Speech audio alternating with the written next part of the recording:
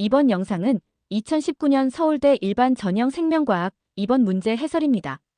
서울대 문항은 제시문이나 문제간에 숨겨진 힌트들이 많이 있습니다.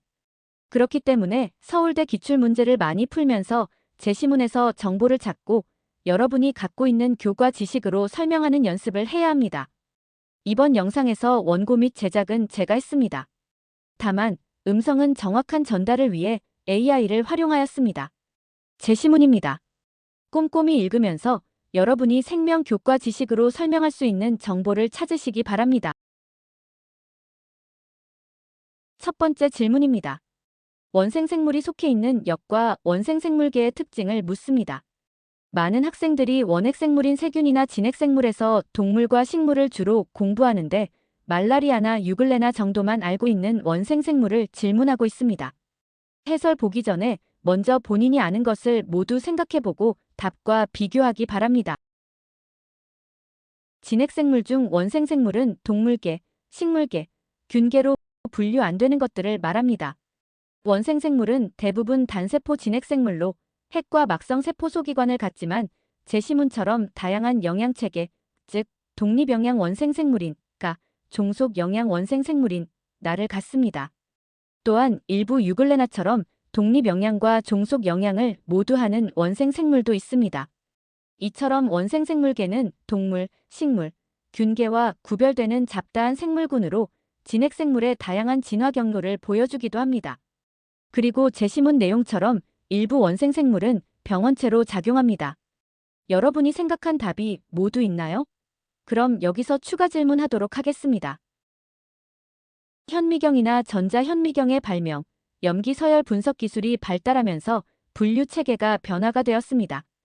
그렇다면 현재 과학기술을 이용하면 분류 체계가 어떻게 바뀌게 될까요? 일반 전형에 출제될 가능성이 적지만 조사하셔서 생명 세트계 활용하기 바랍니다. 추가 질문하겠습니다. 생물의 분류는 5개 분류 체계에서 사명 6개로 변경되었는데요. 여기서 역과 계의 분류 기준은 무엇일까요?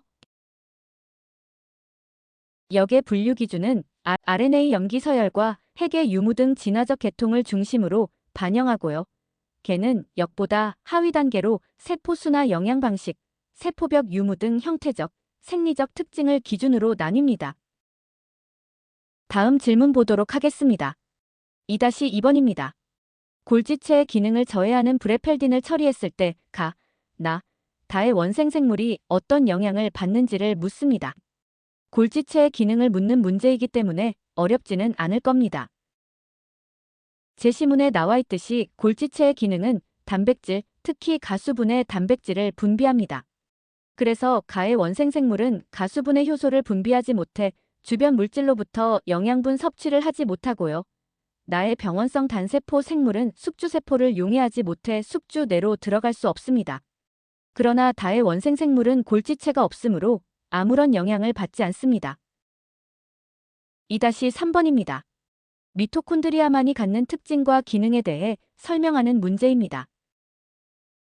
미토콘드리아는 자체 DNA와 리보솜이 있어 자기 증식이 가능합니다. 그리고 이중막 구조를 지녀 세포 공생설의 증거가 됩니다.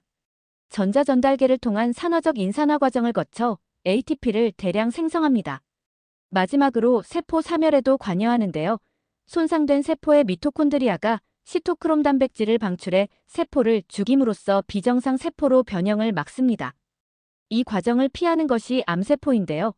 그래서 항암제에는 암세포의 사멸을 유도하는 성분이 들어있습니다. 미토콘드리아가 나왔으니 예전 서울대 문제 풀어볼까요? 서울대는 생명현상의 과정을 직접적으로 물을 때도 있지만 이렇게 특정 결과가 나왔을 때 어떤 단계가 잘못되었는지를 질문함으로써 과정을 이해하고 있는지를 판단합니다. 영상 정지하고 직접 풀어보세요. A는 전자전달계의 기능을 저하시킵니다. A를 첨가하고 바로 산소 소비는 멈추었으나 ATP 합성은 조금 더 진행되었으므로 ATP 합성 효소는 제대로 기능을 한 겁니다. 전자전달계가 멈추기 전에 막 사이 공간에 축적된 수소이온을 활용한 거죠. B는 ATP 합성 효소를 저해시킨 겁니다. ATP 합성이 바로 멈추었거든요. 산소 소비가 증가한 이유는 ATP를 얻기 위해 더 많은 양의 NADH와 FADH2를 생산해야 하므로 전자 전달계를 촉진시켜 최종 전자 수용체인 산소의 소비를 가속시킨 겁니다. C의 경우는 산소 소비가 증가했는데요. 이것은 H+가 ATP 합성 효소를 거치지 않은 것입니다. 즉, C가 내막에 구멍을 뚫은 겁니다. 그래서 H+의 농도 차가 줄었고 이것을 더 벌리기 위해서 전자전달계를 활발히 돌리려 하다 보니 산소 소비가 증가한 것입니다. 한때 다이어트 약의 성분으로 쓰였다가 위험해서 금지된 물질입니다. 2-4번입니다. 옥시모나스류의 포도당 대사를 다른 진핵생물과 비교하는 질문입니다. 진핵생물의 포도당은 세포질에서 해당 과정을 거쳐 2개의 ATP를 생성하고 이후 미토콘드리아의 TCA 회로와 전자 전달계에서 약 32개의 ATP를 만듭니다. 그래서 최대 34개의 ATP를 만들게 됩니다. 그러나 옥시모나스류는 미토콘드리아가 없어 해당 과정만 일어나기 때문에 두 분자의 ATP를 만듭니다. 우리 체내에도 미토콘드리아가 없는 세포가 있습니다. 무엇이 있는지 떠오르시나요? 산소하면 생각나는 세포가 있지요? 바로 적혈구입니다. 적혈구는 산소를 운반해야 하기 때문에 미토콘드리아가 존재하지 않습니다. 그래서 적혈구도 해당 과정을 통해 ATP를 만들게 됩니다. 적혈구에서 사용된 포도당은 완전히 분해되지 않은 피루부산의 형태로 남게 되고 젖산으로 전환되어 간으로 이동합니다. 2-5번입니다. 옥시모나스류에서 미토콘드리아와 골지체가 사라진 이유를 자연선택 이론으로 설명하는 것입니다. 옥시모나스류는 산소가 없고 숙주가 분해한 셀룰로스 산물이 공급되기 때문에 미토콘드리아나 골지체가 필요 없습니다. 이것을 자연선택 관점에서 설명하면 일부 개체에서 세포 소기관을 만드는 유전자가 발현되지 않았고 이러한 옥시모나스류가 세포 소기관을 유지하는 데 에너지를 덜 쓰고 호흡 과정에서 발생되는 활성산소가 만들어지지 않게 되어 생존에 유리하게 됩니다.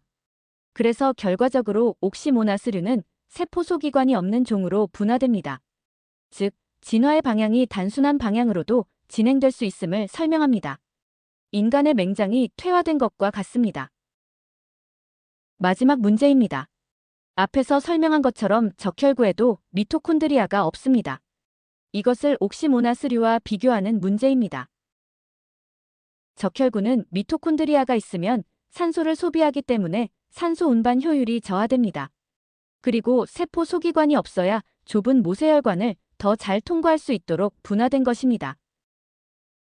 옥시모나스류는 종 전체가 혐기성 환경에 서식하면서 산화적 인산화를 수행할 필요가 없어 세포 소기관이 없는 방향으로 진화된 것입니다. 즉, 이 질문은 분화와 진화의 차이를 이야기하는 건데요. 생명체가 자신이 처한 환경에 적응하기 위해 오랜 시간을 두고 하나의 종의 형질이 조금씩 바뀌어 조상과는 전혀 다른 새로운 형질을 얻는 것을 진화라고 하고요. 하나의 수정란으로부터 세포 분열 및 세포 분화를 거치면서 개체 내 필요에 따라 특정 기능의 획득 및 소실이 일어나는 것을 유전자 발현 조절에 의한 세포 분화라고 합니다. 이번 영상은 생명의 분류 단원, 세포 소기관, 분화와 진화에 대한 종합적인 문제였습니다. 여러분이 답하지 못한 부분을 포함해서 이번에 언급된 내용의 교과서를 보며 공부하시기 바랍니다.